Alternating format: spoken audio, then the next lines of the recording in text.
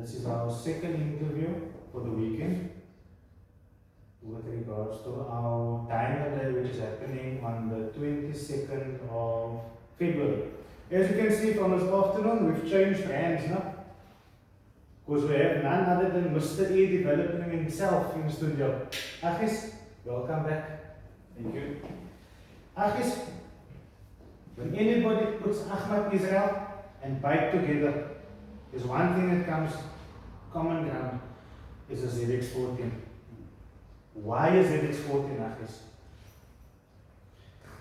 Look, the Gen 2 ZX14 is a good platform to start, and in stock form they are strong already. So to get more power out of them, it's not that difficult if you know what you're doing. I've done a few. We tried different things. We kind of like know what's the recipe to make good, reliable power. Yeah, so. You heard what he said now? If you know what you're doing, that is Ahmad making a statement, ek weet wat ek doen. Achis, when did you change to a ZX14? Because it's no secret out there, maybe to the newer guys, that your first 300 mark was on a Busa. When did you make the change to a ZX14? It was 2014. A friend of mine's bike, Z, the red one. That's the first one that we got inside of. Did a few things, and the bike was extremely good at the time. I mean, for the power figures that we got in. In fact, on the same dyno, we're going to add the dyno day now. Till today, there's still very few bikes, the ZX14s, that are making that power on that same dyno. So that was the first one, and then a couple of years later, I did one for another guy, Jerome. The bike was known as Pandemic. Yeah. We had this more the COVID period, also came out extremely strong. We tried, all failed. Yeah, and then as time went on, one or two others. And then you went to sleep. Yeah, then things changed in life. Other priorities keep growing up and so on. And then I got involved with this one. It's a bike that, I mean, as you can see, there's a lot of custom work on the bike itself. The spray job done by Ryan Jolly. Perfected by Charlie. Perfected by Charlie. From the outside, the bike's lovely. It's got a couple of extras, it's got exhaust system, the Brock's stupid fast system. And then we put on a shot of Nitrous. So, coming to the Nitrous. Let's hold on to that Nitrous topic.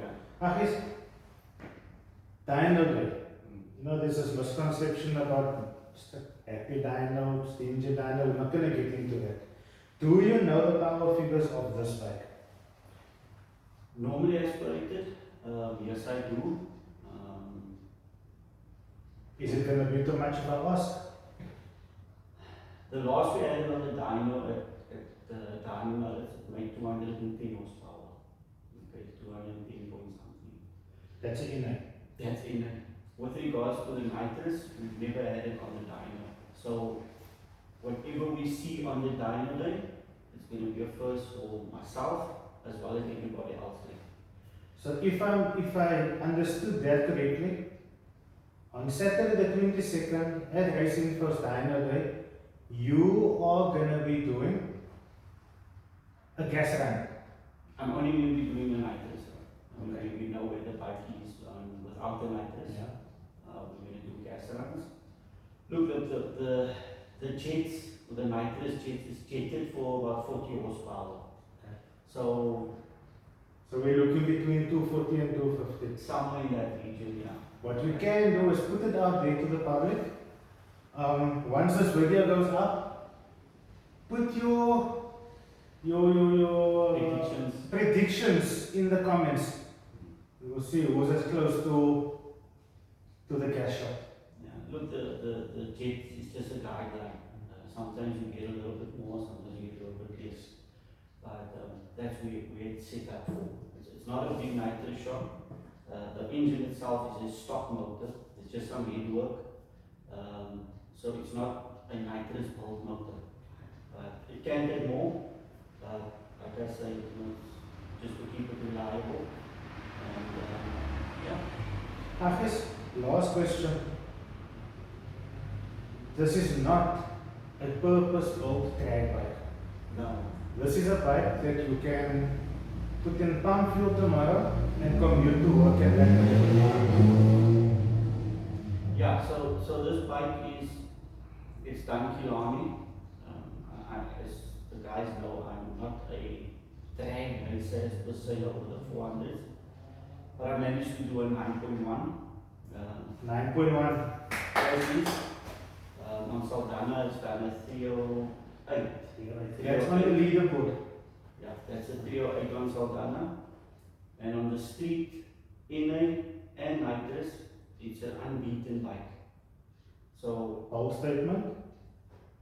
so far, I mean, you are the fastest until someone else comes along. Okay.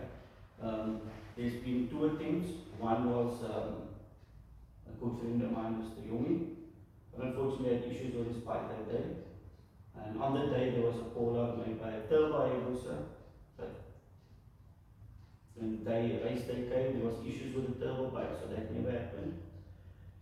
So those are 2 strong contenders to beat this bike, but it hasn't happened yet.